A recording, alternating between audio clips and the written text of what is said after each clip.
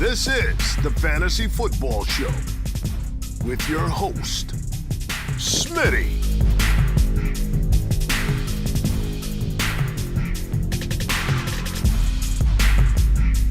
Top 5 running back. You're watching the Fantasy Football Show. Smitty. Take a lap. What is going on, good people? You are watching the Fantasy Football Show here on YouTube. We are about to hit 10K, and I want to thank all of you as we walk closer and closer toward the end of the year, as we're going to be doing some recapping, some looking back, and I just want to say thank you for making this channel grow so fast. You guys are the people. You are the channel, and my thanks is to you. It's not the other way around. So super excited to talk about week 15, 16, 17 for all of you in the playoffs. For those of you not in the playoffs, for those of you that maybe got kicked out of your playoff race in week 14, I'm here for you for week for the remainder of the season for 2022. I will be dropping boatloads of 2022 content starting this week, and we're going to be getting to all that. We'll even do some 2022 stuff on the show maybe today.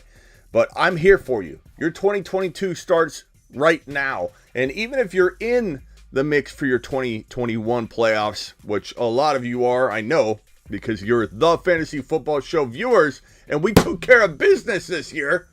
Even if you're in it, we still got 2022 content because we're doing it. And we're doing it live. Okay, so we're going to break down a lot of the news going on around the NFL. And I want to say thank you to Angel for being first in the building today. And Lions Den, a real close second. Joel, Zach, Slayer, what's up? Blackbeard, now yours is mine. Joel, all you guys rushing in here. Appreciate you. What's up? What's up, Steven? Hit me with your questions. Hit me with your super chats. I will organize them in order as they come in here. Hit the thumbs up on your way in the door, says Jeff. Listen to Jeff. He knows what he's talking about. Let's break down the news and talk about what is going on around the NFL. So a lot of people hitting the list, man. This is going to get ugly. So let's get to it. Keenan Allen activated from the dreaded list. He will be good to go. That's good news. Giovanni Bernard on injured reserve. No real information here. Next. Foster Moreau was limited in practice. Darren Waller remained sidelined again. This guy is becoming one of the biggest busts of the year. Tyler Higbee activated from the dreaded list. Damien Harris limited in practice on Tuesday, but this is kind of encouraging because we thought maybe we would get this guy back for week 15. It looks like it's a possibility. I don't know if we want it or we don't want it, because a lot of us have a little man named Ramondre Stevenson we would like to put into our lineup in week number 15, 16, and 17, because Ramondre Stevenson would be an absolute monster. We've talked about him all offseason, have we not? This man was going to be on every one of our rosters, and then a lot of people dropped him because it took him a long time to get to business. But he still could be fed a healthy dose of work, even with Damien Harris in the lineup. So definitely don't... we have to do this camera angle, which is kind of awkward, but the news... whenever I put this news camera on screen, it slows down my other camera for whatever reason, so I have to do it over here. James Conner, ankle undergo MRI, prolonged period that injury, blah blah blah blah blah. Kingsbury added that he probably has played Conner too many snaps in Chase Edmonds' absence, which you never like to hear when Connor's going crazy. You got him, and then you're like, we've been dialing him up a little too much. We might take a little breaky poo from giving Connor that much work. Not good.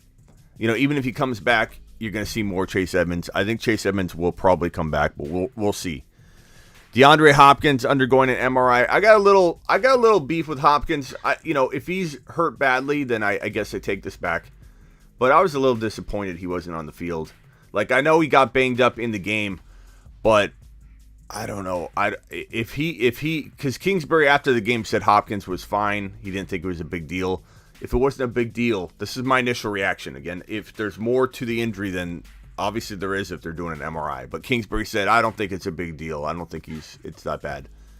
Then I thought to myself, why was Hopkins off the field on the final drive? Why was Hopkins after the recovered kick? Why was Hopkins not on the field on that next drive? Like, I don't understand. It was frustrating. We've been without Hopkins, and I say we because I'm a Cardinal fan. I'm in Arizona. We've been without Hopkins for a long time now, and then Hopkins comes back, gets a little ouchy, if that's what happened. I mean, he's getting the MRI. I get it. But it was thought to not even be the leg, which is why he was held out. He was kind of holding his head. When he went down in that play, went to the sideline, and he went like this with his head. Maybe he got a little shot to the head, but they said it was nothing after the game. Now there's a leg injury. I'm just frustrated with Hopkins. I'm frustrated with Hopkins. This is supposed to be still one of the best wide receivers in the league, and as a Cardinal fan, I'm pretty upset. Pretty upset right now. But we still have an amazing record, amazing team. Things could get back rolling. I'm sure we'll be fine. Cardinals are still a top 4 team, top 5 team. It was also rough because that was on top of fantasy. Like, expecting a lot from Hopkins from a fantasy perspective. I'm selfish. I'm sorry. I'm not worried about Hopkins. He's fine. There's nothing life-threatening. He's fine. Like, I'm sorry if I'm a little selfish that I wanted Hopkins back on the field, but that's me. That's me being honest, okay? That's just me being honest. I was a little selfish last night. I wanted Hopkins back on the field.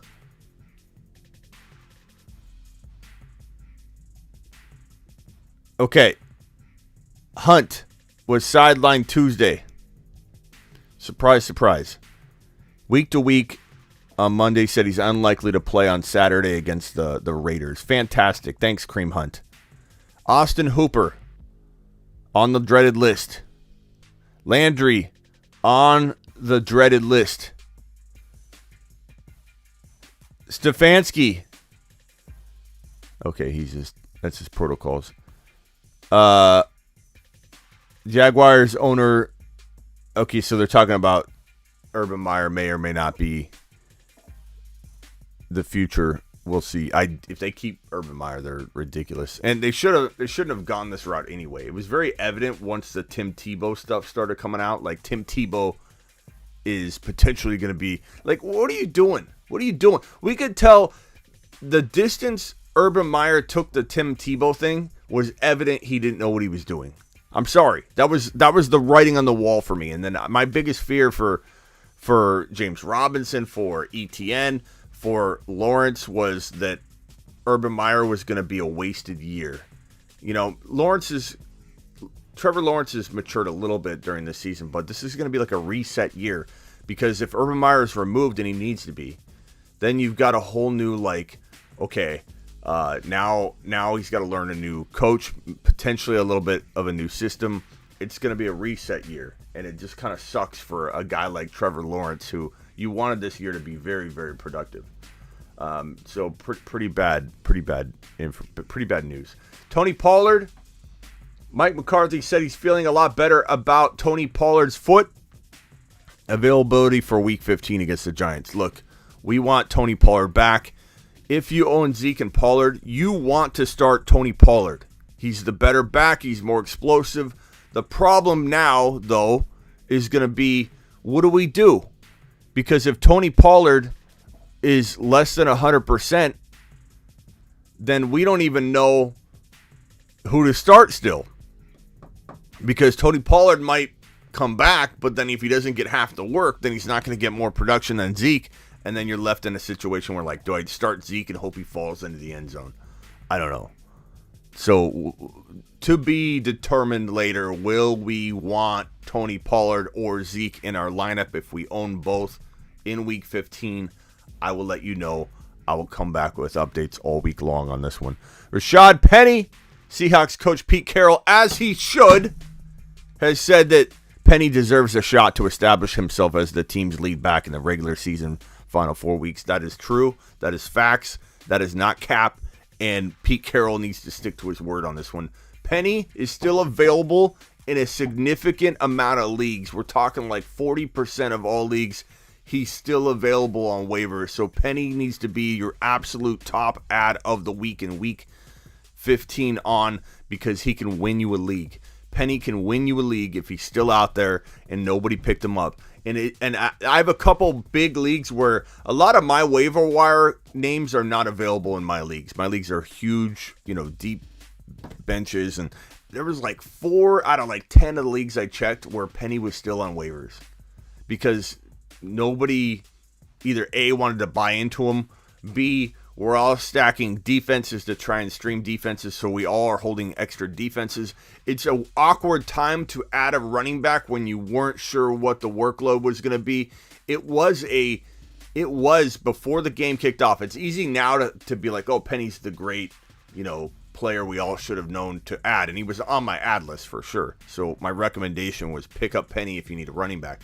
If you didn't need a running back, though, it was pretty easy to be like, Collins, there's 3 running backs still there. It's very cloudy, very messy. Seattle's not running the ball well anyway. Is it worth even owning Penny? So Penny stayed on waivers in a lot of scenarios. He can win you a league. He could also do nothing next week. Things like that happen all the time, but he could win you a league. Gabe Davis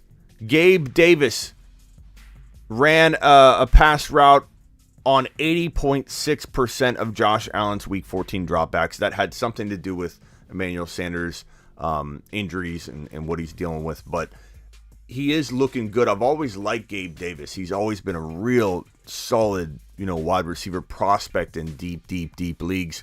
And he just kind of hasn't ever come through and delivered consistently. But this is a good wide receiver to add if you are in desperate need at the wide receiver position. So Gabe Davis, think about adding the man. Jimmy Garoppolo, 4th best completion rate when facing pressure this season, which is surprising.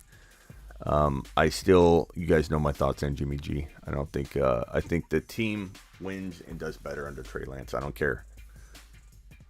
I don't care what anybody tells me. Adam Schefter reports further testing on Logan Thomas's injured knee revealed an ACL tear. So he is done officially, obviously. Kendall Blanton, these are just updates from the game. Ertz, 5 of 7 for 42 yards. Kyler just didn't have a day. Van Jefferson had a day, a mini day. It was a good day. 58 yards and a touchdown.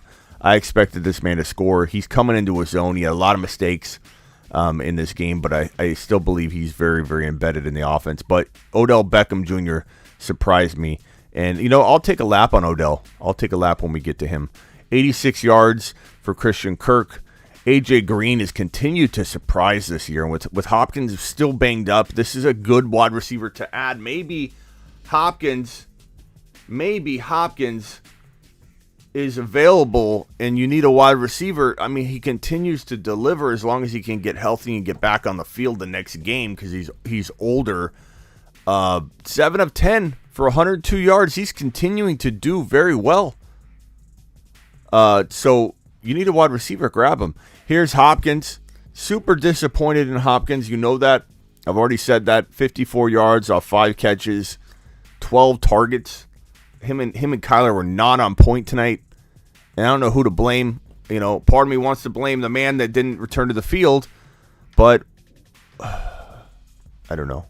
Just upsetting. Sonny Michel, 79 yards. Not a huge day, but it should have been for Michel. But he did okay, but he didn't do what we thought he might do. 6 of 7 for 77 yards and 1 touchdown. Smitty, take a little bit of itty-bitty lap. This is one that I had a lot of doubt on, Odell. I'm not saying Odell's a wide receiver 1. Let's not get carried away for anybody in here who's got Odell. It's like wide receiver 1. He's not a wide receiver 1. Cooper Kupp's there. Van Jefferson's still going to share with Odell. But Odell is a fantastic wide receiver 3 with upside for more going forward. And I didn't really want to buy into it. But Odell is definitely climbing. Now, keep in mind, because everyone's going to be at risk this week, he's probably on the list.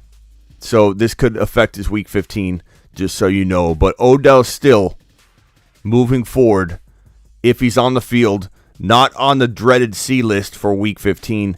So week 16, week 17 is an excellent wide receiver 3 must start. I'm going to take a little itty bitty Take a lap. Take a lap on that Take one. a lap. Take a lap. He looks good. James Conner, 31 yards and 2 touchdowns, but the big thing was the 9 receptions for 94 yards. Amazing. Kyler Murray, good yardage, 383, no touchdowns. He had 2 interceptions, and he had 61 yards on the ground, which I believe was the team high. Cooper Kupp is just, he's having such a good year. It will be very interesting where everybody ranks him next year. It's going to be very, very interesting because I don't think anybody's going to keep him out of the top 3. You're going to have a lot of people say he needs to be the wide receiver 1, and I'm not going to yell at you or tell you you're wrong. You can think that all you want, and I maybe approve it if that's what you want to do. I still have Jefferson 1, but you're not crazy to want Cooper Kupp as your number 1 wide receiver. Everybody can do what they want with their own rankings. These are very close wide receivers, very close calls. I like Jefferson myself, but Cooper Kupp, top 1 to 3. Top 1 to 3.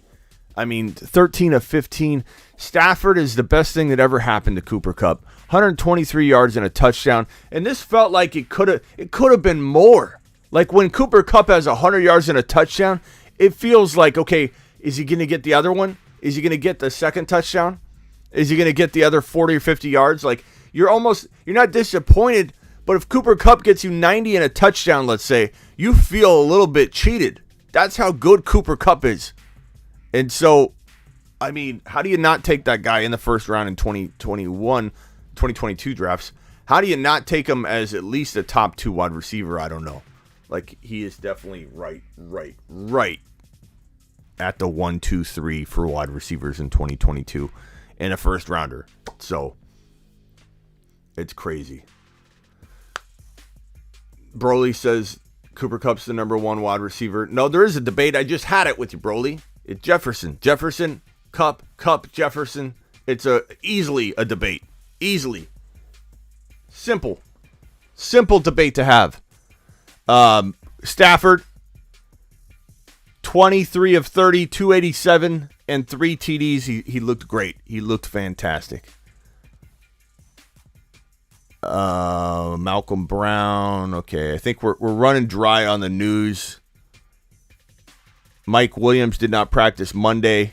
Austin Eckler did not practice on Monday. We got to keep an eye on Austin Eckler. Tony on the list. Josh Gordon on the list. Wayne Gallman claimed off waivers from the Falcons. Minnesota placed Madison on the list. So that's what they're doing there. He's worth looking at if something happens with Cook. Gallman could just be an emergency plug-in, you know. Wilson on the dreaded list. Wasn't he on it before? I don't know if he was. Manuel Sanders. David Johnson activated from the list. Josh Allen suffered a foot sprain in week 14. Considered day-to-day. Probably will play. Yeah, I love when people say there's no debate on something that, like, come on. Broly, come on. Get out of here, bro, with that.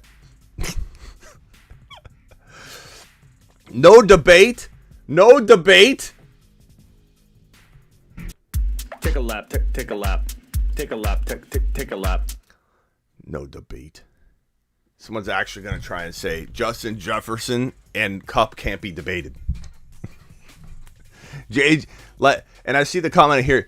JJ is like, that's the thing. Kupp is, I'm not saying Kupp's not going to get like better with age or anything, but Kupp is at his, like, you know, peak. Jefferson's still learning. Jefferson's still improving. Every game, Jefferson's learning something new. Spatial awareness, spatial intelligence, how to do this, how to do that. Like, Jefferson is going to get this much better every game, whereas Kupp is already just firing at his peak. So they're going to get like this in terms of that skill set. Not everything's about stats, Broly. We're talking about 2022, pal, not 2021. So check the stats. It doesn't change it. Chase Edmonds was not activated from the injured reserve and will miss week 14 against the Rams. We knew that. That was old news. So, see, we're back into the week 14, prior to week 14 stuff. But some of this is the Monday information. And there's no, like, here's the thing, though, about the Cooper Kupp debate that we're supposedly having or not allowed to have because it's a Kupp's the wide receiver one to some people, like, without hesitation. What I'm saying to Broly and to anybody else is you can have Kupp number one. Kupp is debatable as the number one wide receiver. Absolutely. In 2022. But there are several wide receivers to look at. Kupp, wide receiver one, sure. I don't mind if you have that at all. Smitty approve it. But Justin Jefferson is the wide receiver one to some people, and that's okay too. You can have either or. You can have either or. There's nothing wrong with it. This is the real question is, are they both going to be in the first round? And I say absolutely. Absolutely. I think whereas last year we had 1 to 2 wide receivers in round one, now we'll have 3, potentially more, but at least 3. I'd say going wide receiver one. Jefferson has Cousins as his QB. It's true. You also have a Rams logo in your avatar. But yeah, it is a big difference. Stafford, Cousins, Stafford. Agreed. But Cousins is good enough that it's not like a hampering type thing. Is there a debate? Broly, I mean, I appreciate you. I'm not trying to drive you away. I said get out of here with that. Not saying Broly, get out of here. But you can't sit here and say there's not a debate, Broly. It doesn't make any sense whatsoever. When half of the population has Justin Jefferson as wide receiver one next year, and half of it has Kupp. And Broly, I'm telling you, you are correct in being able to have the stance, either one. You can't say there's no debate, is what I'm saying, because half the world's debating with you. It doesn't matter what happened this year. We're talking about 2022 and what people are predicting at a JJ. JJ's only going to improve. There's nothing wrong with liking JJ number one or liking Cooper Kupp number one.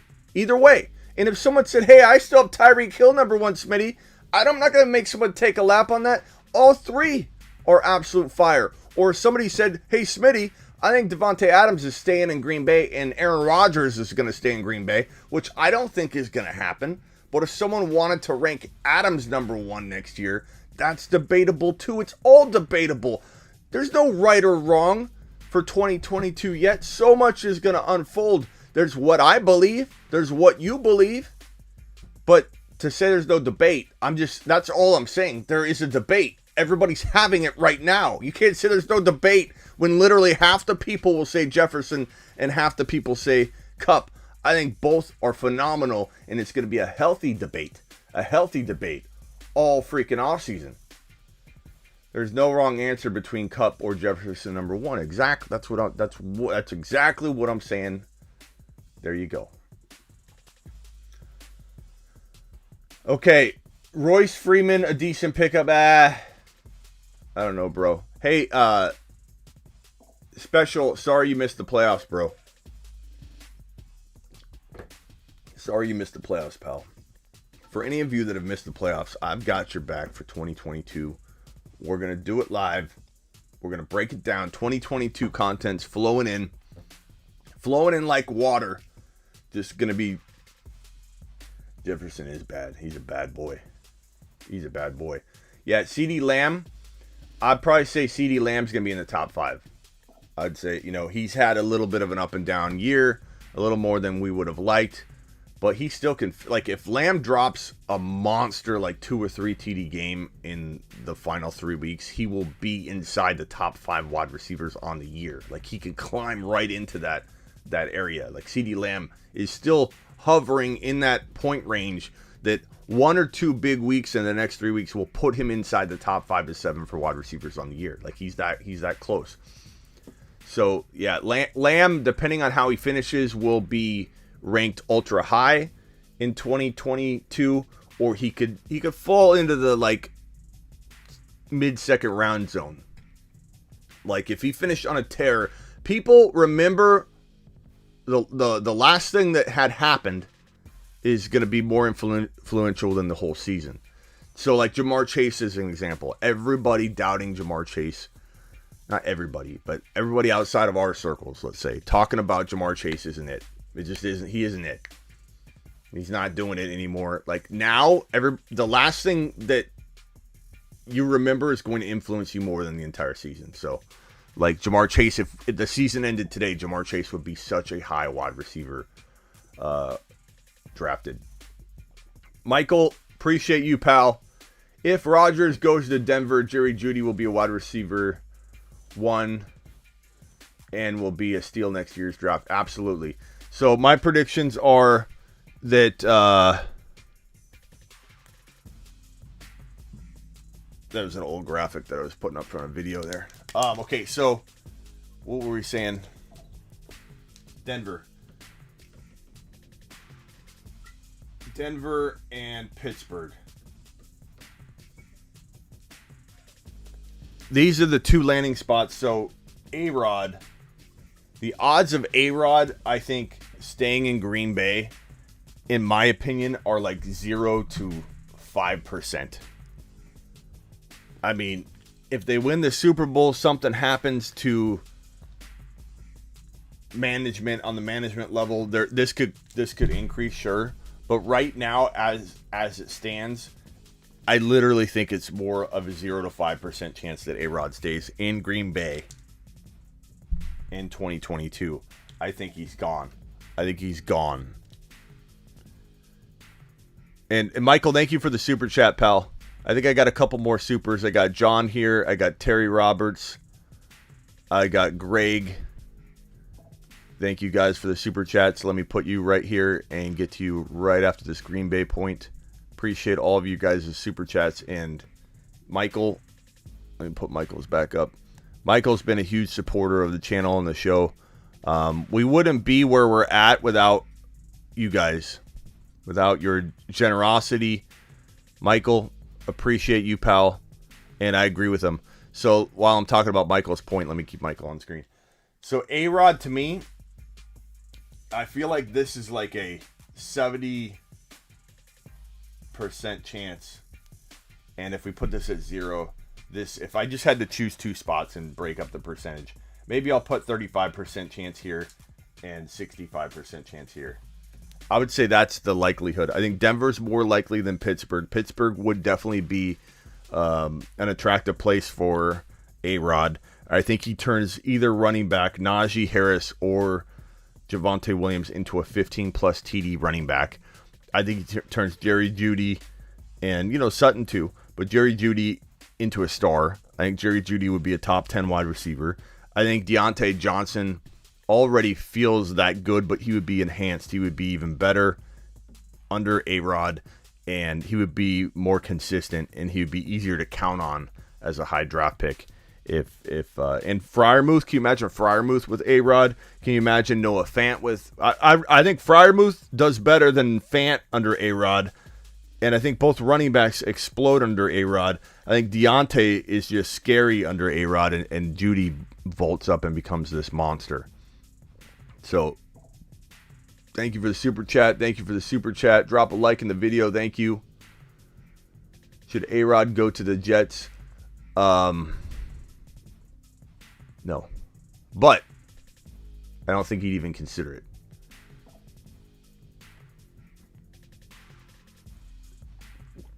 Should A-Rod go to the Cowboys Cardinals? Now you're getting silly, Broly. Now you're getting silly. Melvin Gordon will stay in Denver.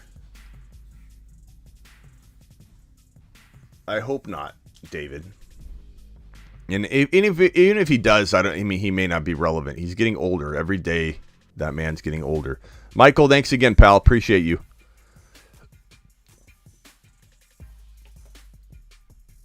Appreciate you, Michael. Rock out. What to do if you have a playoff bye.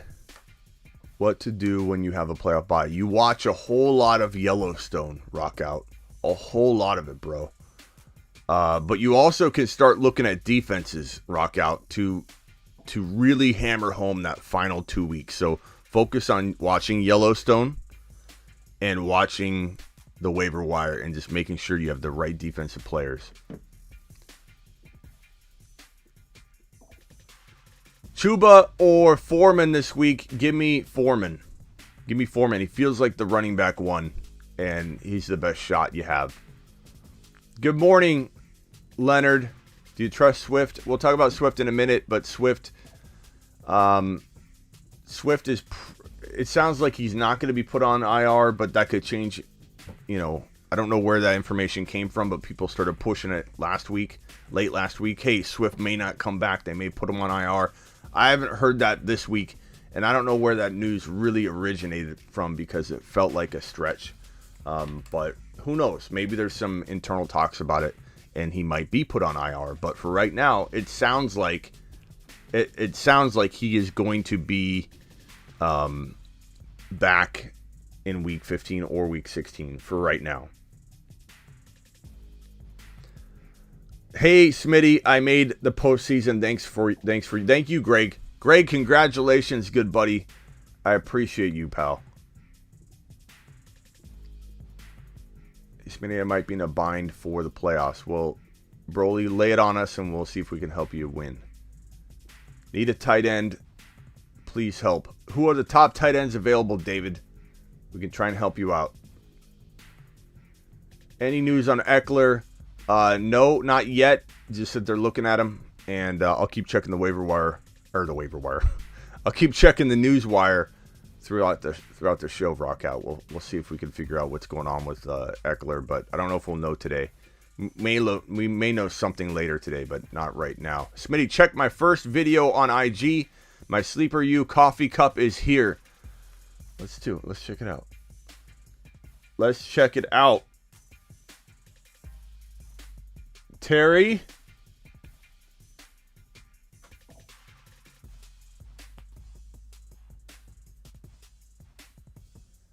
Look at that nice mug.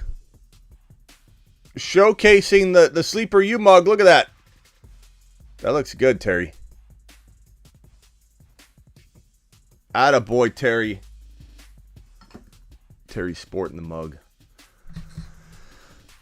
Terry, thank you for the super chat. Thank you for all the generosity, the support. You are the man. Everybody loves you here, Terry. And happy, 21st birthday? Terry turning 20, 21, Terry? Smitty, what do you think the chances are that Sony will take this job? McVay has history of having one dominant back in his system. McVay also has a history of doing what you don't think he'll do. So I would say I would not be shocked if McVay did the opposite of what we all believe he should do. Like whether he should go with Sony Michel or whether he should stick with Henderson. Whatever the majority of us feel he should do, he'll probably do the opposite. I'm not saying McVay isn't a good coach. I'm not saying McVay doesn't do well with a lot of things, but what he does do, I believe, is different than what I would do at the running back position half the time. You know, how long he took to move on from Gurley, how long he took to actually believe in Daryl Henderson. Even when Daryl Henderson was like the only healthy back during his rookie year, he still wouldn't lean on him. He still wouldn't give him a shot. I don't really know what Llama says he's got to join Sleeper U for Christmas. Yeah, bro, if you do, join the lifetime membership because I'll give you free text advice for the remainder of this year and next year if you join the highest level Sleeper U package, the 199. Well, I'll do the 199 one, and then you get content for life, rankings for life. Never pay for that stuff. All the video courses, over 40 video courses coming for 2022. How to draft from the 1.1, how to draft from the 1.4, how to draft from the 1.12, how to trade into the first round, how to trade out of the first round, how to manipulate in trades, how to negotiate, how to identify what personality type your trading partner is. All those videos, training courses galore. There are going to be over 40 videos, thousands of hours of or thousands of minutes of content, hundreds of hours of content. So get ready for all of that.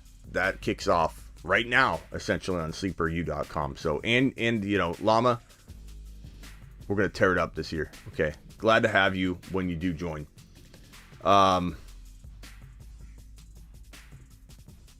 Answer your question, John. I would probably say, Broly, I have your comment here.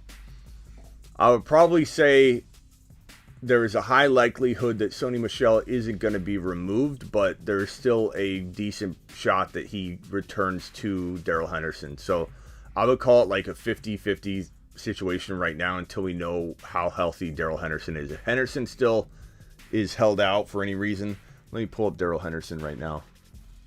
We just talked about him, but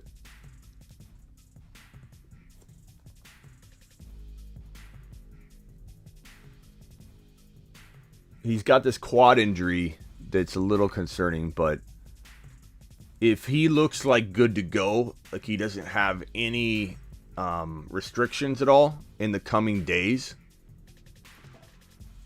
then I feel like Henny's gonna get at least half his job back. I don't think Michel is. I think he's done well, but I don't think he's done it long enough to just take away what Henny's done all year in McVay's mind. I think he wants to use both of them for right now. I know he does historically lean on one running back, but I think until Hendy proves he's back, and he could do that in the first drive, you know what I mean? Like, it could happen very understated. Like, it could be like he comes in and McVay says he's back, and leaves him in. But if he's like still getting his feet under him, I could see him using both backs for a game or two. But I do believe that there is a high likelihood that Hendy will get his job back. And I know Sony Michel owners don't want to hear that. And I know Hendy owners don't want to hear that Sony Michel might be a thorn in the side of Hendy. He could. I just don't think any of us have a good handle on that topic right now, because we don't know how healthy Daryl Henderson is. It all kind of revolves around that. So once we know more on that, we'll be able to kind of better, I think, guesstimate, but it's still going to be a guess until we see it on the field, because McVay's not going to tell us. Good morning, Smitty. Do we trust Swift if he comes back this week? I think if he comes back, yes. I think if they play him, they could limit him. We'll have to check the news, but I think if they play him, they're probably not going to limit him too much. So, and we got to watch what's the status of Jamal. All that's going to help paint a picture for how much workload I think Swift will have. And I think we'll have a good indication before kickoff if he's worthy of being used. So we'll definitely have to address it later. I don't have the information now. Nobody does, because it's all still very much up in the air. Hit the thumbs up on the way in the door. Appreciate you, sub, if you're new. You found your new home. I'm only allowed 3 moves a week, and I have 8 moves left for the playoffs, so I'm kind of worried with injuries in the C list. Well, then my advice is don't make a move until the final. Like, you could add somebody, but like don't be making a ton of moves till you, I think, get a handle on what you need based on all of these people popping up on the dreaded list. Top 10 running backs for 2022 or 2021, Legion, for this week. Oh, I see your comment there for this week. Yeah, let's see here. For this week, I would probably say running backs. Okay. I see what you're doing here, Legion. I see what you're doing here.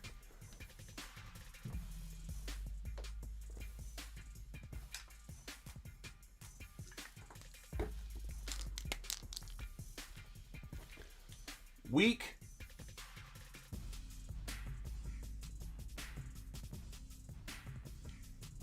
15 running back rankings.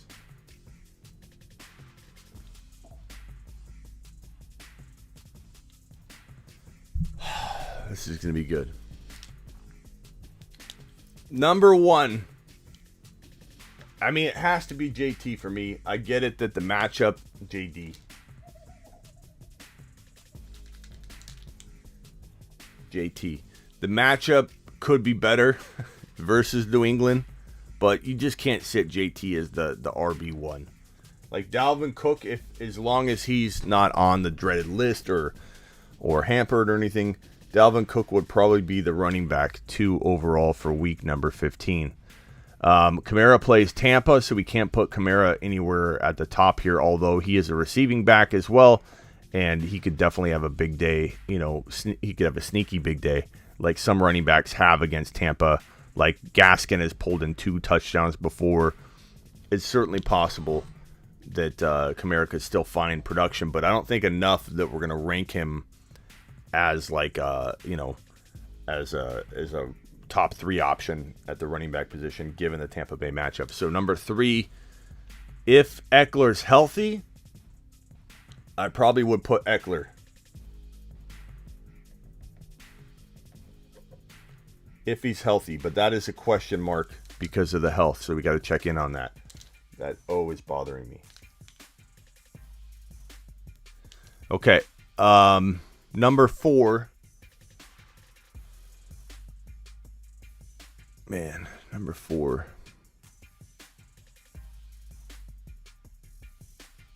Fournette versus the Saints. Najee Harris versus the Titans. Mixon at Denver. Cordero Patterson at San Fran. What are we doing here? Probably going to go with Najee. Najee versus the Titans. Probably going to go right here with Fournette versus the Saints.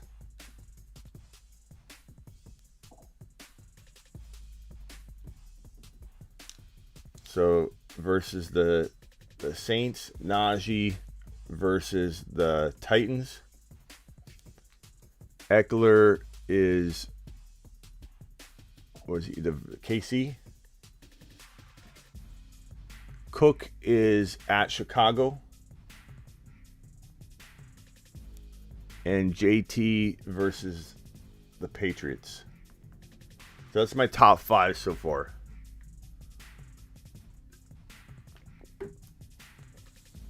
What's up? What's up, media? Okay. Number 6. You guys are probably going to think this one's a little high, but I think he bounces back this week. I think this is the week people have been waiting for, the signs of life for Nick Chubb. I think Chubb has a day.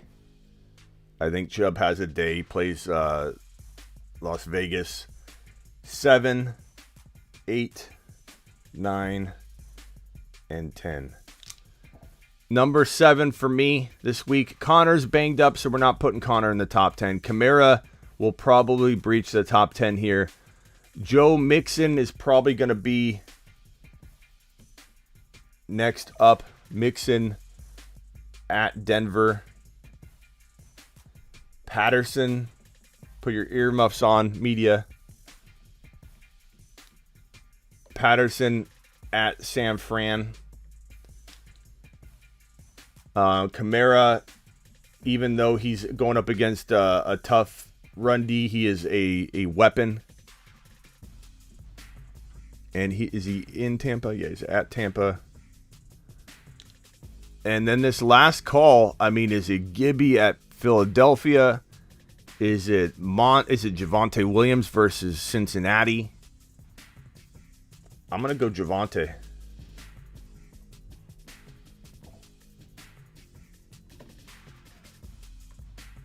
That's my top 10. That's my top 10.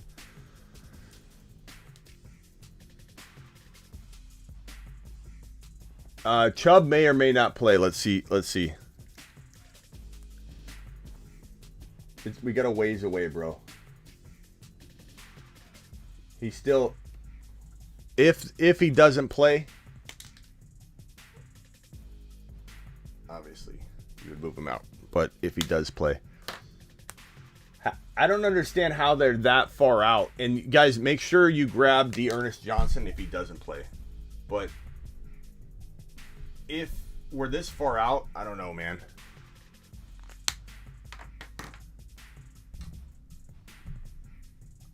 Let's see here. 1 second. Let me go to the Week 15 schedule. That is a Saturday game, but I don't understand why he's ruled out so early. Leonard, I wouldn't put CEH over Javonte personally.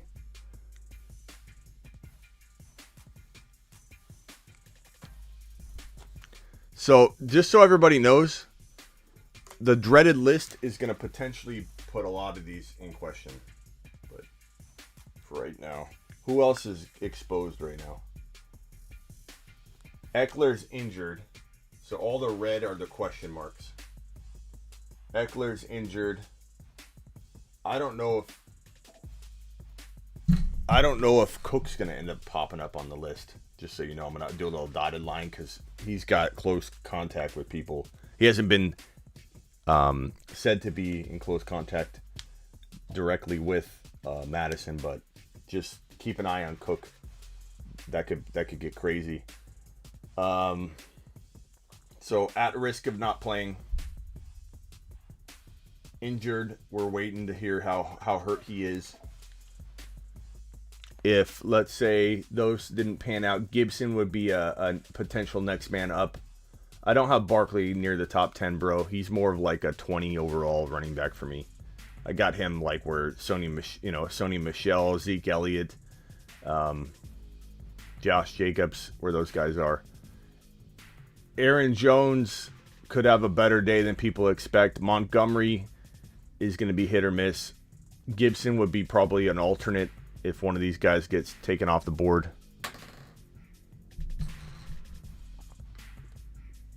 Chubb on the C list, yeah, that's why he's circled. I mean, there's a chance he doesn't play. The news is suggesting that he could be unlikely to play, but I feel like we're Saturday's a ways away, so I don't know. So there you have it. There's your top 10 running back rankings for Week 15. Obviously, Eckler and Chubb are circled because they may or may not play. So take it for what it is. Appreciate you, Legion. Hopefully that helped you. My debate is Clyde or Javonte, and then I have Swift as a question mark. I'm flexing Waddle, so don't think playing two is possible. I mean, I'm not sitting Javonte myself. I like Clyde. I'm not saying don't play both. Don't find a way to play both. Like you have that Swift flex. I mean, can you play Clyde there? Eli Mitchell or Carter, depends if Eli Mitchell's a go. Media, is Eli Mitchell gonna play? Is Eli Mitchell gonna play? Lee says, can't usually watch live because I work third shift. Just want to shout out and say thanks for all the content and help. Number one, going into the playoffs, 14-man league. Lee's great job. Appreciate your support. Thank you for helping the channel grow. We're almost at 10K, and it's because of people like you. So appreciate you. Thanks for working hard during your third shift and still finding ways to listen and be in here. Terry's not happy. We got 154 eyeballs, actually 164 eyeballs in here, and Terry's only seeing 63 YouTube likes. So please, if you're on YouTube or Twitter or wherever, punch the thumbs up button. Help the channel out. Terry's not happy until we get to 100 likes. And even then, he's like, we need more. We need more. All right, Broly. Be nice to media. Media's my guest. Hey, Smitty. CEH and Pittman for Patterson non-PPR. CEH and Pittman for Patterson and non-PPR. redraft, I'd rather have Patterson right now, to be honest, which is kind of crazy, but I do. Cleveland versus Pittsburgh 17, and Philadelphia D versus the Giants week 16.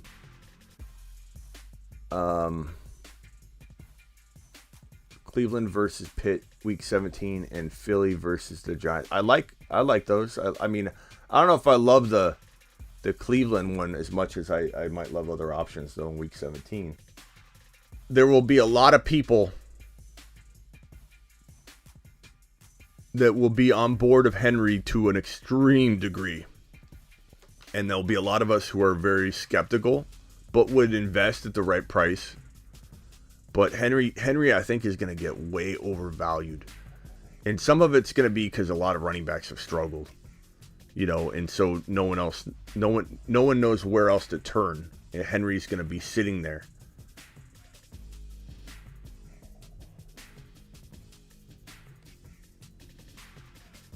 E111 is leaving this crap channel. Well, that's not really kind there, Jay. That's not really a nice thing to say to your boy Smitty. I don't really like that. That doesn't feel real nice, Jay. Doesn't feel like a real nice thing to say. Kamara is going to be a steal next year. He's going to fall out of the top 6 to 7. He might, bro. He just might. I think Kamara's got a little left in the tank. He's got another year potentially of elite production, and then maybe a wait and see. Take it as we go. Take it as we go. I'm not scared of putting those comments on screen. We've got an awesome community here, and here we go. Matt, I heard you appreciating everybody, so I had to join in. I got one bye week and one pending playoff. Okay, just making sure. Just making sure, bro.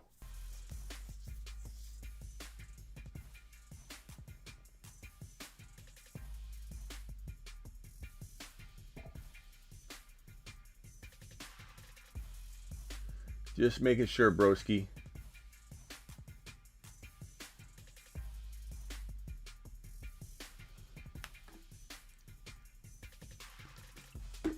We don't want E111 leaving. Yeah, Jay might be mad because with complaining he didn't listen to the GOAT Smitty and didn't make the playoffs. Maybe. Zeke is Barkley on a better offense in fantasy. Maybe. Like, here's the thing. Here's the question. Barkley versus Zeke right now. Barkley versus Zeke right now. Where do you guys rank them? Like, are they neck and neck? Is Barkley way above Zeke? I feel like Barkley's got to be running back 2 material. He's not a running back 1. He's not. But he's running back 2 material. Barkley's running back 2 material. Elliott's like not even barely flex material right now. But both of them are not. They're totally underperforming. Zeke has TD upside. Zeke only due to the offense.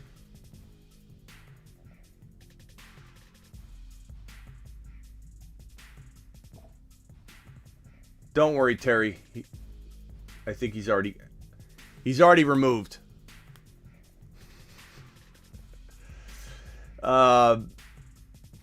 I'd take Barkley for the rest of the season for sure. Barkley over Zeke. I agree. Smitty TD availability is Ingram, Doyle, Komet, Everett. Need your help, please. I'd probably go with Everett.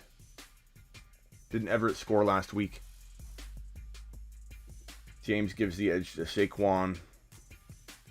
Diggs, Lamb, Godwin, Chase. Which one would you bench? Goodness gracious, bro. Why do you have this problem, Brandon? Why? I don't know who I bench, bro. Let me look up my early week 15 rankings and try and see where. So Godwin's like 5 to 6, 7 overall. Diggs is probably in the top like 10 still, even though keep waiting for Diggs to have that huge game. Lamb's I'd probably put Lamb around the same place as Diggs, so like 10, 9, 10, 11. And Jamar Chase is probably like right there too. Like, I don't know. How do you have literally, these are all like top 12 wide receivers, Brandon. I mean, to come in here and tell me I've got to bench one of these guys, Brandon, I don't appreciate it. On my own channel, you come in and ask me to bench one top 10 wide receiver, essentially.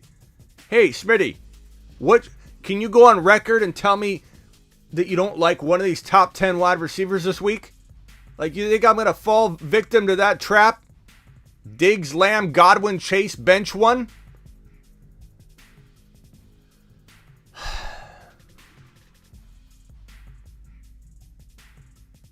I mean, I guess Diggs or Lamb. You can't bench Chase. You can't bench Chase. You can't bench Godwin. I don't know, bro. It's between Diggs or Lamb, but I don't know that I can tell you to bench Diggs.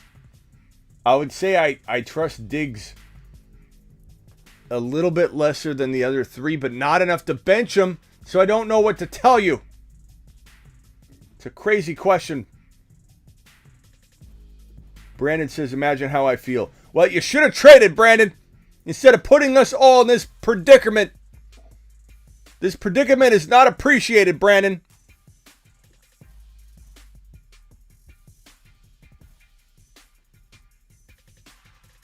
And you probably raked your grandma over the coals on a trade. Jeez, man. Insane. Get lambed is right. Get lambed. Brandon, those are good wide receivers, bro. What is going on? Did you try and make a trade, though? I just want to know. I never thought I'd hear the words bench and Diggs in the same sentence. Because you didn't, James, because I couldn't muster it up. I can't say it. Michael Carter Stevenson or Carter?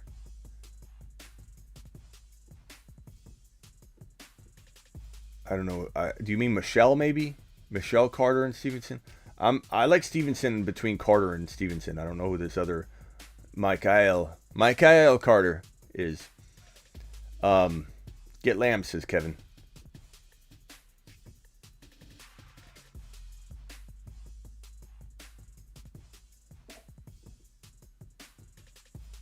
If Allen injured, go Diggs. Yeah, it's a good point. If Josh Allen is like out or something, then you have an easy call. Smitty, do you start Daryl or Damien Harris this week over Barkley if in non-PPR, or Stevenson if Harris sits? If Harris sits, start Stevenson over Barkley. That's me. If Harris and Stevenson are both playing and it's a very, very cloudy, then Barkley's probably the safest option of the three. But I do really like Stevenson this week in the right scenario.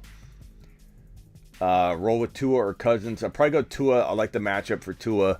Cousins is not horrible. It's a safe play, but Tua's got the better matchup. I'd go Tua personally, bro. But congrats and trust your gut. Go get him. Go lamb him, bro. Go lamb him. 98 likes. We're getting close. 2 more, 156 in here. I've got 162 on my screen. 98 likes, punch it. Terry's not happy until we go well over 100.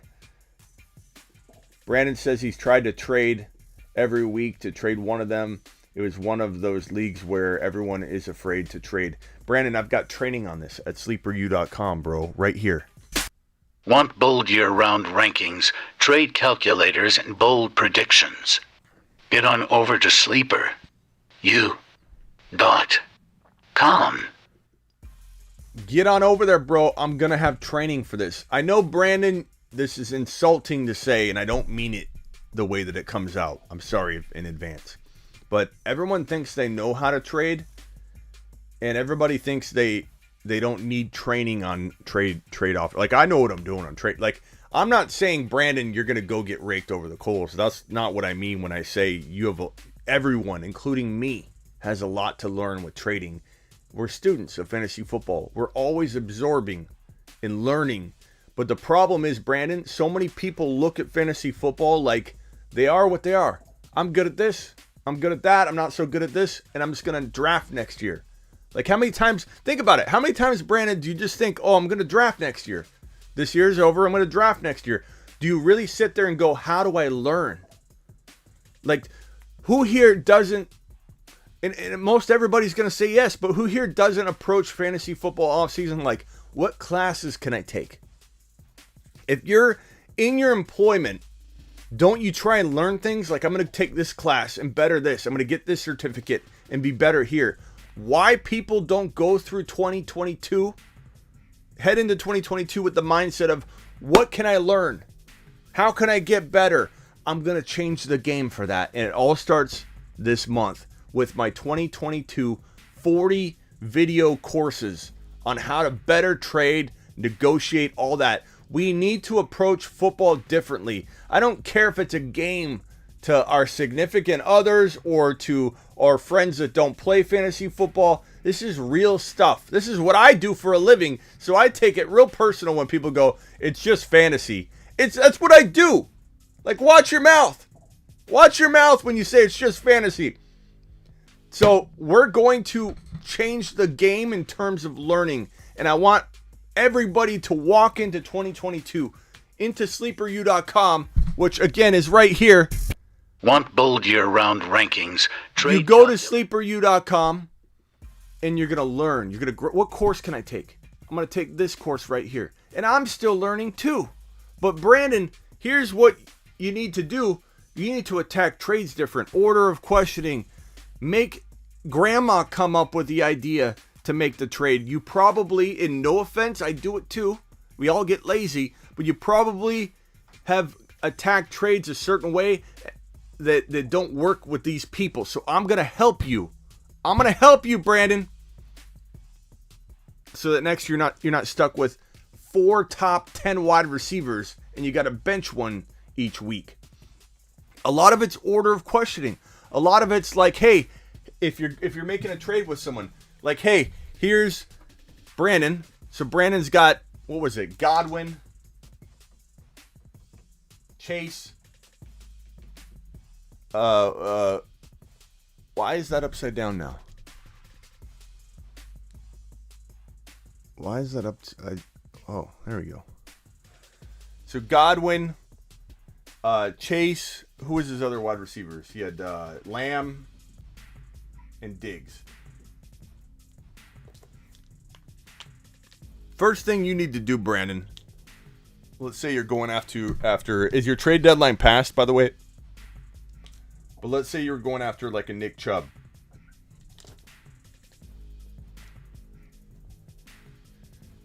Brandon, that's how bad it is. Hard to super chat from Mexico. Love the show. Thank you, Omar. Appreciate Smitty. I'll check out. Side note, I offered Stephon Diggs for Kareem Hunt and didn't get a counter. That is bad. But that was a bad offer too. No offense. But I think what you need to do is find out what teams have holes. Once you identify that a player has a team as a whole at their wide receiver spot, let's say they're hit with injury, you go to them, you let them decide what wide receiver they want, so they're making the decision, so that you aren't like, hey, do you want Stephon Diggs? I'll trade you Stephon Diggs, and then they freak out because they don't know what they're doing. It sounds, Brandon, like you're playing with a bunch of people that are just magazine drafters, right? Because only magazine drafters would look at these wide receivers and go, I don't know which one I want. I don't know who's going to be good. So you let them come to you, pick the player they want, and then you decide to go from there. But I'll have training on how to approach owners, different owners, because Brandon's right. There we go. Brandon's right. There are certain leagues where it looks impossible to trade. But there are ways around these personality types. If you have a personality type that's afraid to trade, this is what I talk about in my trading. Brandon or James or whoever, there are two things going on in your trade negotiation right off the bat. Number one, Brandon, if you're trading with me, you either know more than me or I know more than you. And it doesn't matter what's necessarily true, but what matters is the person you're trying to trade with. What do they think? If I believe that Brandon knows more than me, I'm afraid to trade with them because I don't want to look stupid, so I'm not going to trade at all. And that's one. That's direction one. Direction two, if this individual feels they know more than Brandon, if I'm trading with Brandon, on the flip side, I go, I know more than Brandon. When Brandon comes at me, I'm knocking him back saying, you want my guys because I know what I'm doing. You're validating that I draft well, Brandon. You're validating that who I have, let's say Nick Chubb, you're coming to me and you want to make it look like you can take me in a trade? I don't think so. Immediately, both postures are, no, I'm not trading with you. Immediately. Now, depending on how I view you, there's going to be a different approach and a different tactic. So I go over all that in the training. You need to know the personality type you're trading with before you unleash your trade tactic, because they're two different tactics. They're two different paths that you'll go on, depending on if I feel like you know more than me or I feel like I know more than you. You take two completely different approaches to trade. So we'll talk about how to profile your trade victim. And we'll call them victims because you're going to take them to the cleaners. We don't do even Steven trades here on the Fantasy Football Show. I'm not in the business of getting you a trade that makes everybody happy. We're in the business of making you have a dominant team you shouldn't have by the end of the year. And my goal for you all is for somebody to say to themselves, how did that person get that team? You can't draft that team. How did you get that team? You have 2 first-rounders on your team. How did you get that? Through one or two amazing trades is how you got that. So we'll go through all of that. Personality types, draft profiles, how to win every trade, offering in massive amounts. There's so many levels to good trading that we're going to have. Like the offering in massive amounts of trades. Like, here's what people don't understand. It's the most simple thing about trading. The most simple thing about trading out of all trade tactics and things I could tell you is this is like the number one. Here's me. Here's team 2, team 3. I'm team 1. Team 1. Team 2, team 3, team 4, 5, 6, 7, 8, 9, 10, 11, 12. Here are all the teams, okay?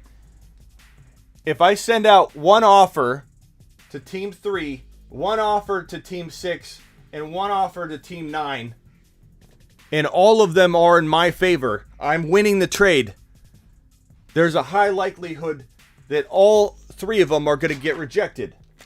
Rejected, rejected, rejected. And then you know what you're going to do? You're going to come back and say, Smitty, I tried what you said. I sent out 3 offers and they all got rejected. That's because every offer, you're dominating the trade. It takes massive numbers of trades. Sometimes multiple trades to the same person. Not team number 8 needs 3 trade offers. Team number 6 needs 3 trade offers. You need to send trade offers to everybody. It takes hard work. It's not easy. You literally need to have 10 offers. And guess what? Reject, reject, reject, reject, reject, reject, reject, reject. But, this one individual, Bob from accounting, is sitting in his car on his lunch break. He got a very bad burrito from Taco Bell that just doesn't taste right. His TPS report was late. And he got screamed at in the elevator. He pulled up news. He saw that so-and-so did bad that you're asking for. You're buying low, right? Let's say Nick Chubb did bad. You're trying to acquire Nick Chubb, whatever. He did bad last week. You know what? Maybe he's going to go on the C list like everybody's saying on Twitter. And then he hits accept. He hits accept. He doesn't mean to. He's in a bad, vulnerable place. He hits the trade accept. It takes one accept out of this many bad offers, essentially, when I say bad, I mean bad for the other opponent, you need to offer masses. If you're not offering masses, you can't get this one trade to happen that shouldn't happen. The trade you get to get accepted should be a trade that shouldn't happen. How many times have you made a trade you shouldn't have made? You shouldn't have made the trade. 5 minutes after the trade's over, or maybe instantly, you regret making it. How many? Raise your hand if you made a trade. I've done it. Raise your hand if you've ever made a trade that you regret doing the moment it's done, not later. The moment you do it, you go, why did I do that? I shouldn't have did that trade. Raise your hand. That's this guy right here. That's your goal. How many offers can I send out? I need the guy to hit it when he doesn't mean to do it. That's the objective of trading. And that will be in further detail highlighted in offering trades in masses. Offering trade offers in masses. We've all done it. We've all done it. And your goal is to get somebody to do it. Unfortunately, someone's going to lose a trade. And the key to not making bad trades is every single one of these offers needs to be in your favor. You need to make sure you're winning every one of them. Not I'm going to take a risk here. Like you win every offer. They're all going to get rejected, but one. All it takes is one. I have so many. When I have a successful trade go through, I typically have 6 or 7 or 10 offers that get canceled automatically by the system because the one went through. All these others got canceled automatically because it involved the same players. That's how my trades happen. I don't have one trade go through and it's only one out there. Yeah, Derek says, after 32 years, I've made bad trades once. I've made bad trades once or 50 times. We all make bad trades.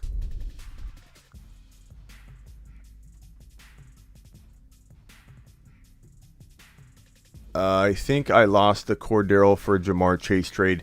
Maybe you did, maybe you didn't, bro. Let's let it play out. If you're in the playoffs, it doesn't matter, right? So, Smitty, I was Bob from accounting, then I found the show. Sleeper you. This was Bob. No longer is. He changed his name to Beast. To Beast mode. Okay, let's go to the news and see if we got any news. Earlier, we were having people talking about Nick Chubb being on the C list, and I don't see any confirmation on that. I think those were Twitter rumors. So I just want everybody to know up front that it does not look like Nick Chubb is currently popping up on any sort of C list, and some people saying unlikely to play. I also think that report was coming from Kareem Hunt, and some people were thinking it was coming out of Nick Chubb, that Nick Chubb was unlikely to play and could be hitting the C list. But that was actually Kareem Hunt that was reported not being likely to play. So just to clarify some of that, as of right now, Nick Chubb is set to play week number 15. And until we hear otherwise, we can't assume any of these weird rumors or what people are spouting off is true until we have confirmation on it. And I don't think there is any confirmation on it. I think people were mixing up Kareem Hunt and Nick Chubb on Twitter. But everybody is popping up on the list. It wouldn't be surprising. So stay on top of that as we get closer and closer to kickoff. For those that don't know, this is a weird week. Let me put the playoffs or the schedule on screen here. So this is a weird week. We've got one Thursday game. It is a great game, by the way. Let me put all the contests on screen here. We've got no bye weeks. So we're going to have a ton of games this week. That's why we got some Saturday games. No bye weeks. And the Monday night game is the Bears at home against the Vikings. So let me put this all on the screen here. Here's our schedule. These are the morning games on Sunday. Here, let's put them in order.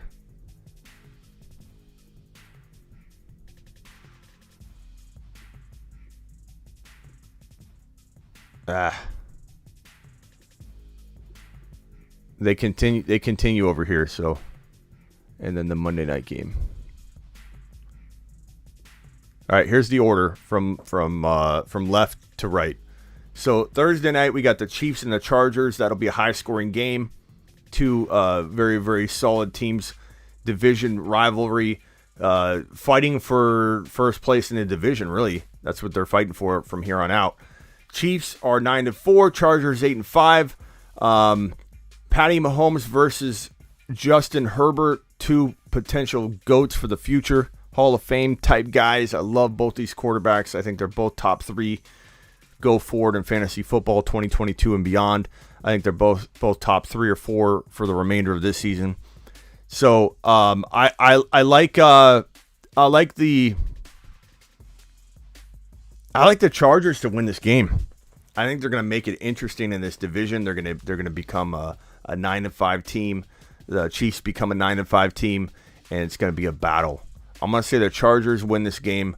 I'm going to say Eckler probably plays as of right now, has a big outing. Herbert balls out, has at least a 2 or 3 TD game, but could potentially have that 303 type of game.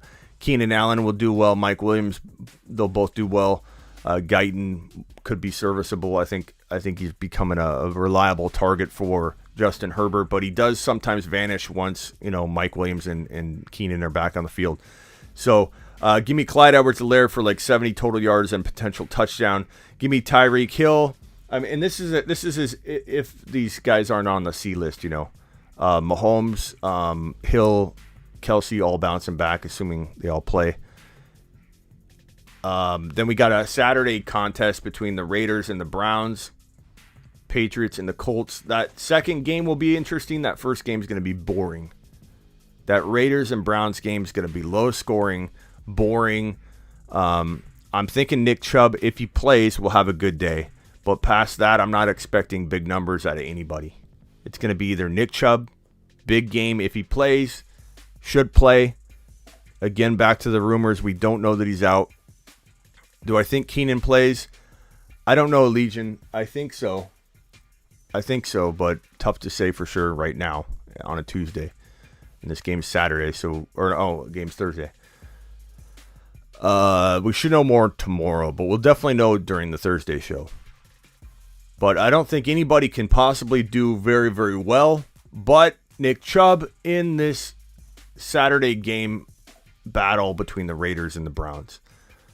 Waller's probably not going to play, bro. He's not looking good at all. I would say very, very unlikely. Who knows? But this Patriot-Colts game could be pretty good. It could also be low scoring, though. Like the Patriots do that. The Patriots know how to control a game and the flow. Belichick's crazy. The defense is insane. What Belichick's able to do, it's phenomenal. 9-4. I cannot believe what Bill Belichick is the GOAT. I'm sorry. What he's done proves it. I'm not saying Tom Brady isn't the GOAT either. I'm not saying that the chicken and the egg, that Belichick's better than Brady or Brady is better than Belichick. They're both very good. But I don't know that we would have Brady without Belichick. I like at least that we know that Belichick might be the source of where Brady came from. Brady is who he is now. But man, Belichick is he's unbelievable. He's unbelievable what he's done with this Patriots team. I can't believe it. 9-4. Some people talking about Super Bowl champions maybe. It's crazy. It's crazy. But that game will be kind of boring, I think. Other than JT. Maybe the run games will be good. It'll be better than that earlier game though. Cowboys are the Giants. I expect a monster output by those Cowboy players. Jaguars, Texans, horrible, boring game. 2-11 teams. 11 o'clock morning game. Titans at the Steelers. Give me a whole bunch of Deontay, assuming he's not on the C list or whatever.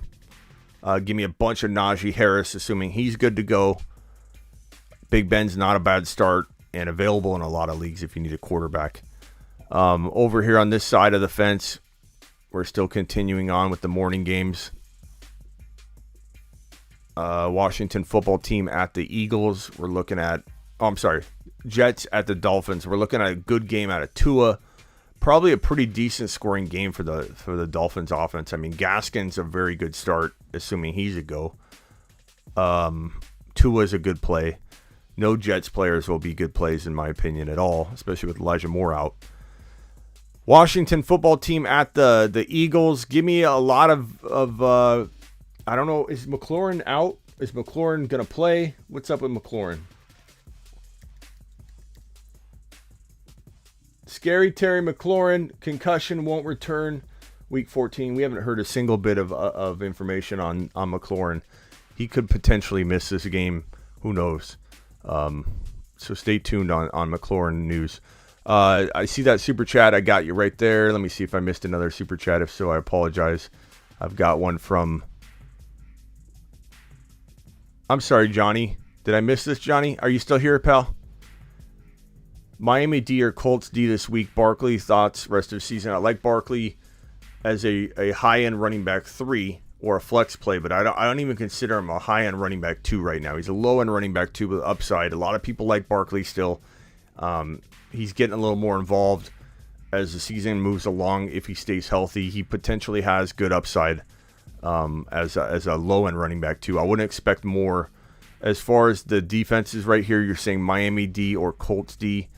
I'm probably going to go with the Miami D, bro, because the Colts are facing the Patriots. So give me the Miami Dolphins against the Jets, man, all day long. Appreciate you, Johnny. Hopefully you're still here, pal. Mark Cleveland. Mark, where have you been? Start Dylan and Aaron Jones. I don't know what to do with these two. You and me, both. Me with my Pollard and Elliott. You with your Aaron Jones and Dylan. I'll say I'd rather have Aaron Jones and Dylan than Pollard and Zeke, though. I would probably play both, but depends on what other options do you have, Mark? I forget. I could probably pull it up, but I'm curious to know what your other option would be if you were to only play one. I'd probably play Aaron Jones. I don't think I can sit Aaron Jones. Maybe I can. I mean, Dylan gets so much more work on the ground right now. I don't know. Dylan. Yeah, maybe I played Dylan. Maybe I played Dylan over Aaron Jones. Aaron Jones is a name right now. Van Jefferson. Guys in the chat, for Mark Cleveland, who is our longtime, dedicated, loyal soldier of the show, let's rank Dylan, Aaron Jones, and Van Jefferson in order, please. Please rank them in order. And Michelle, Mitchell, Elijah Mitchell. So please rank in order these guys right here. Rank in order. Mitchell, A.J. Dill, A. Jones, and Van.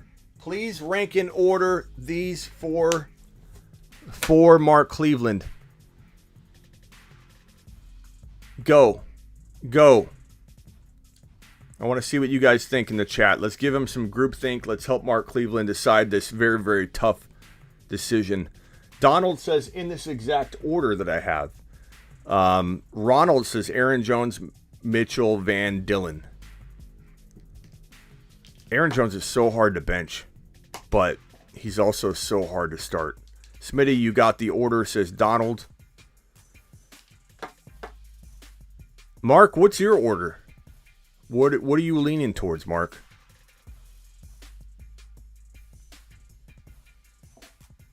Mitchell, Dylan, Jones, Van, Aaron Jones, Mitchell, Van, Dylan. Same order. Aaron Jones, Mitchell, Dylan, Van. So Aaron Jones and Mitchell, if they start, I think is where I'm headed, Mark. But Mark, I'd love to know what you're thinking. Mark says I like Mitchell if he plays. Okay. Mitchell, Jones, Dylan, Van. I think the majority of everybody, if Mitchell plays, likes Mitchell and then probably Aaron Jones. But it's a close call, bro. Close call. We'll attack it a little later too, Mark. Do I need to take a lap? Dynasty traded away Cook and Madison and Allen. I assume that's Keenan Allen. And a 2022 third for CMC, Hubbard, Juju, Landry, a 2022 first in a rebuild. Oof. In a rebuild, you're going after Christian McCaffrey, though. I don't like that. Like, if you're rebuilding, why?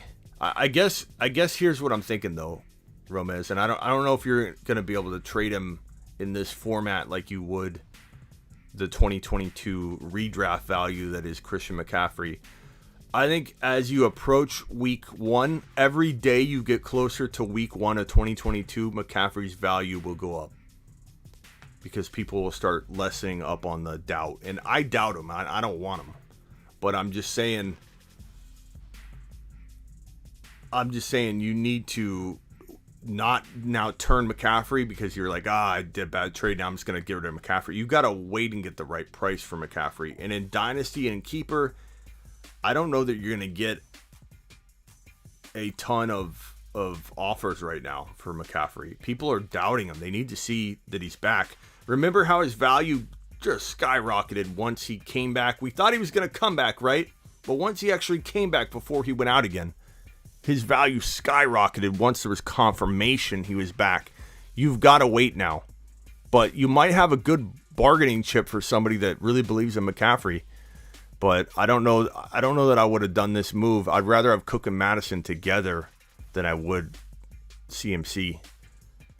And I don't know what Allen that is that you traded. If it was Keenan Allen or if it better not have been Josh Allen. But I'm sure it was probably Keenan Allen. But yeah, I'm not a big fan of the trade, although I think you could turn it into something pretty good. But Cook and Madison could have been traded high too. I think you may have got more out of Cook and Madison than you would have of Christian McCaffrey right near 2022 week 1. But in a rebuild, I'm not touching McCaffrey. I wish I could give you better news, but you asked me for honesty so that I could bring you the best answer and direction. Pick 2, Monty, Gibby, Patterson, or Mitchell. Monty, Gibby, Patterson, or Mitchell. Give me Patterson. You can't sit Patterson. Give me Gibson for now. If Mitchell's going to play, you got a problem on your hands, but that's my answer for right now. I have 3 first-rounders now and plan to flip CMC with one of those first. Yeah, it was Keenan Allen. Okay. Romez, I don't think you're necessarily in a bad spot. I think you could do well with this, but you got to do the right CMC trade. Don't go making the wrong CMC trade now. You got to in order for this to work out, you got to hit that one out of the park. I've had this happen before, Rome, where somebody comes in, gives me an offer. I did this and this, and I said, man, you did bad on that. And then they turn that into something that they wouldn't have been able to get had they not done that trade. And then all of a sudden I love the trade. One trade later. So you're in that place. You can definitely turn this into a good move. Just be selective. Bring it to the text line at heysmitty.com, bro. Or get your lifetime membership at sleeperu.com. If you get the $199 lifetime membership, I'm giving away 2021 rest of season text line advice so we could work on the trades now, or you're going to get the 2022 text line as well.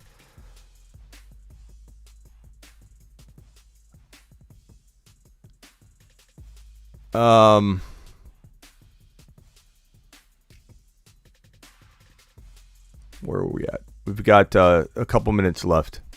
Should we hit the phone line? We didn't do much of the phone line today. Where's the number?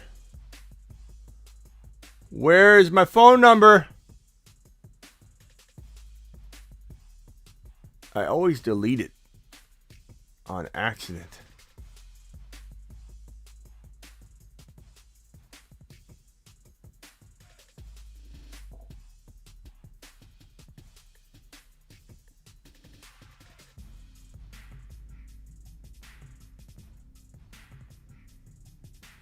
Where's my phone line graphic? Somehow I deleted it. So call into the show. 602-699-4404. Do it live. I got to turn it on. Hold on.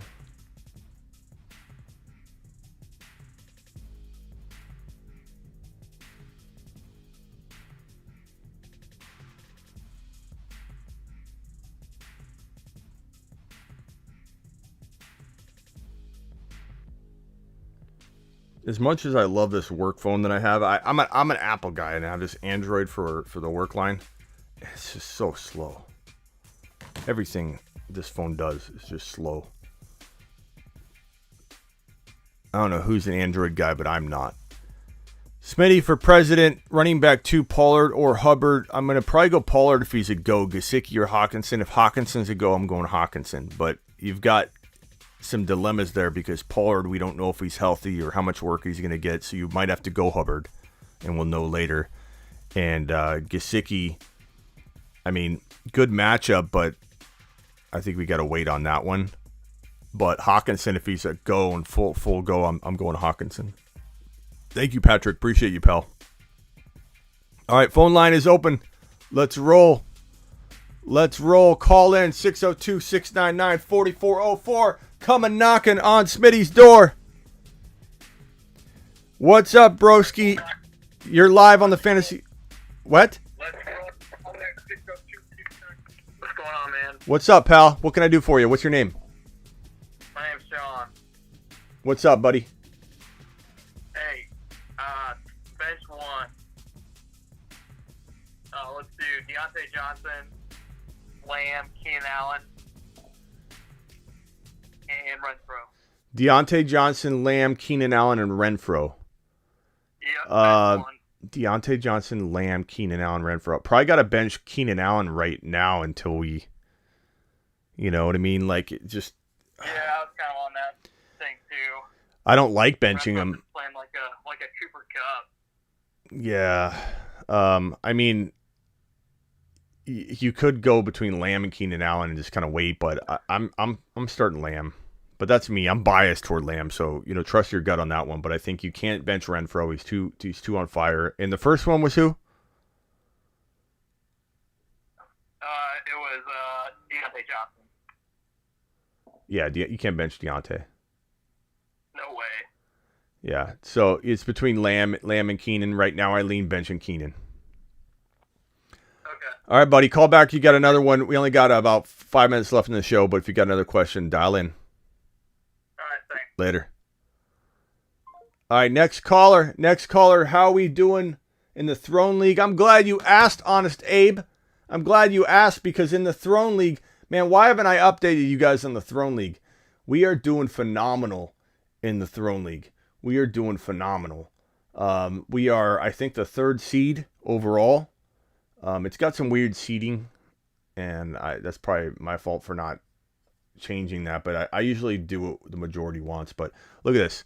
In the Throne League, we are the 3rd seed. See us there? 1, 2, 3. Our record is 10-4. We're actually tied in record. We have a few less points, so we rank 3rd. So we almost got this. We almost got the bye. I'll continue on that in a second. What's up? You're live on the Fantasy Football Show. What can I do you for? Hey, okay, so start 3. I have Henderson, Aaron Jones, James Robinson, and A.J. Dillon. Henderson, Aaron Jones, A.J. Dillon, James Robinson. I'm benching J-Rob right now. But you do have to wait. Okay. You do have to wait and see what Henderson's doing. But you can't start J-Rob right now. There's no reliability. Okay, and can I ask you one more question? You sure can. All right, are you starting the Steelers tight end or Goddard? Freiermuth or Goddard. Yeah. I'm probably gonna go with Goddard, but I love both, bro. Yeah, it's tough. Yeah, probably Goddard. Goddard's he feels like he's on a slightly different level right now, so I would go Goddard. Thank you so much. Yeah, appreciate you, man. You're live on the Fantasy Football Show. State your name. What's up, man? My name's Eric. So first question. Okay. I have Daryl Williams, Pollard, Tony Michelle, and Devontae Freeman. The rest of the team is stacked, and I'm selecting Jefferson, which would mean that I would only have Kamara and one of those running backs. So my question is, who is the best matchup for Week 15? The best what running back? Yes. I mean, of that group, I'll tell you again. So it's Michelle, Devontae Freeman, Jeff Wilson, Daryl Williams, and Pollard. Michelle probably. Michelle, Daryl Williams, Freeman, Pollard, and who else? Jeff Wilson. Yeah, I'm not. Yeah, I mean the best one's Michelle. Yeah, Well, I appreciate that because I initially had Michelle as probably the best option there. So yeah, I mean that could change. helped. That could change a little bit with Daryl Henderson news. Pollard could jump into the mix there. Wilson won't. I just love the matchup with Michelle going against the Seahawks. Right Yeah. now. That defense can't stop anybody. Yeah, I mean you got to think they're going to still use him a little bit right now, but we'll have to see. Yeah. They may All right, even man. yeah. All right, appreciate you, man. Perfect, man. Thank you very much. Yeah, later. Bye. As for the Throne League, I mean we have so the playoff bracket will look like this.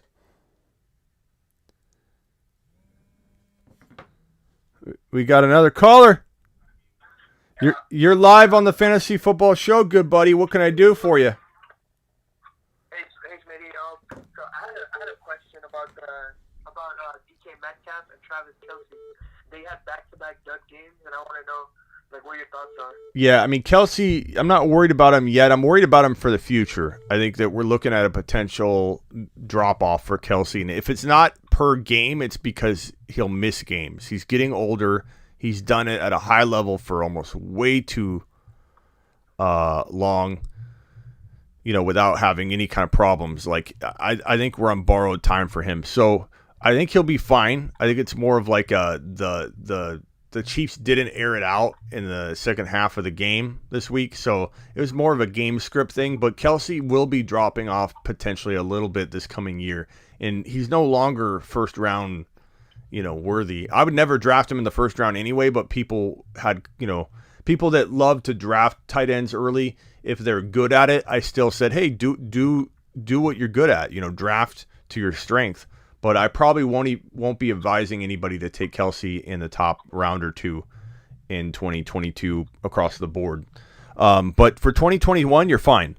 And DK, to be honest, I don't know what DK is going to look like moving forward. I feel like I would start Renfro. I'd start guys like that over him. Would I still start him as my flex? Probably, unless your flex is loaded. But there's reason to. Yeah, I have no flex left. Who's your flex? DK. Is this Alex? Wait, what? Is this Alex? No, Oh. it's Dribble God. Oh, Dribble. Okay. I'm sorry. Who's your flex? My wide receiver one and wide receiver two is Stephon Diggs and Jamar Chase, and my flex is DK. And who's your other alternative over DK if you were to bench him? KJ Osborne. Yeah, I'd go DK over Osborne. Yeah. You can't freak out that much, but definitely he's dropped your flex spot, but keep him in there. Okay. All right, buddy. And is Kelce trustable for playoffs? Is Kelce what? Trustable for playoffs? Yeah. I mean, go forward. He's fine. He's fine. He'll be fine. I mean, can't guarantee it, but I mean, it's more about game script right now. All right, pal. All right. Here's the Throne playoff seeding. So we are in the third spot, and we're looking good. Our Throne team is good. Our Throne team is really good. I'm gonna have to shut down the text line or the call-in line. Appreciate you guys calling in. We'll do more of that next time. I apologize for running out of time here. So we got Josh Allen. We've got Kamara. We've got Javonte Williams. We've got Justin Jefferson. We have Keenan Allen. We have Jerry Jeudy, Noah Fant, Elijah Mitchell. That team is fire. You drafted it. We drafted it together. That team is phenomenal. Look at it one more time. We got Josh Allen, Kamara, Javonte, Jefferson, Keenan Allen, who I wanted Lamb there. You know, I got overruled. For people that don't know what the Throne League is, you guys drafted the team for me through voting, and I was pushing that we draft Lamb over Keenan Allen, but Keenan Allen's played well. I think going forward, I'd rather have Lamb over Keenan Allen just for these last final weeks, but I think we have a really good squad. Cliff said Smitty is definitely one of the best fantasy gurus. Some of the big sites have guys I shake my heads at. Thank you. Shake my head at. Thank you, Cliff. Appreciate you, good buddy. And the Throne League is going to be fun this coming year. We always draft really early, so you guys get a taste of what we're thinking early, in the industry. So we'll probably still draft early again, probably June or July. We do a really early draft, and a lot of things change. But I like drafting early, and I always advocate. I'm an advocate of early drafting because too many things you're going to know early on that other people won't, because you're embedded in this, that are going to come true later in August, and then you're not going to be able to benefit if you draft in late August. So example would be, I don't know, maybe Lamb is undervalued coming out of this year because people are like, we expected more.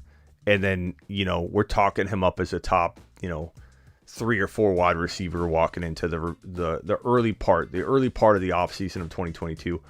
If he starts blowing up and in practices and news comes out on him, and there's amazing videos of him catching like one pinky catches. If Lamb's gliding down the field and there's a video of him literally grabbing the ball with his pinky, dude's going to go through the roof. Drafting early gives you advantages, especially in best ball. When you're drafting in best ball, you want to draft earlier because you're going to take advantage of all these undervalued guys. Injuries can happen, but they could happen in week 2. So this whole thing of we shouldn't draft early because guys get hurt, I get it. That sucks. That's a big part of why drafting early can suck. There are pros and cons for sure. But a guy could go down in week 2 as easily as going down in August 1, or July 15. So the injury part doesn't concern me too much. I'd rather take advantage of the pros, which are getting players that you shouldn't, people don't know are on the rise, over letting people catch up.